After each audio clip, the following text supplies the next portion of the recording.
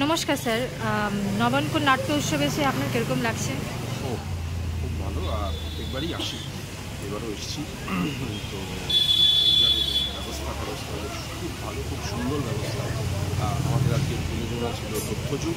আসলে এই নাটকটার বিষয় হচ্ছে যে আগামী দিন আমরা কোথায় চলেছি, যেভাবে নেট ইন্টারনেট যেভাবে আমাদের আটকে রেখেছে, যেখানে আমাদের পার্সোনাল বলে আর কিছু থাকছে না, মানে নিজস্বতা বলতে আর কিছু নেই, সবটাই যেন ওপেন হয়ে যাচ্ছে, একদম ওপেনই।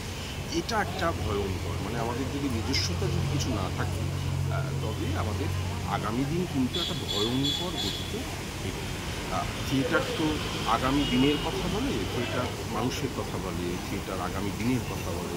আগামী দিন যাতে সুস্থ সুন্দর হয়, সঠিক হয়, আমাদের সভ্যতা, আমাদের সমাজ যাতে সঠিক পথে এগোতে পারে, তার জন্য আমরা থিয়েটারটা করি এবং তার বিষয় ভাবনাটাও আমাদের সেইভাবে ভাবতে হচ্ছে। তাই আমাদের এই নাটকটা তথ্যযুগ হলো। এমনি খুব ভালো, ব্যবস্থাও খুব ভালো, প্রত্যেকে খুব ভালো, আন্তরিক অবস্থান। অসংখ্য ধন্যবাদ নবাঙ্কুরকে আমাদের এখানে আজকের এই প্রযোজনাটা করতে দেওয়ার জন্যে। আগামী দিন আরও সুন্দর হোক নবাঙ্কুর, এটাই আশা করি। ধন্যবাদ স্যার।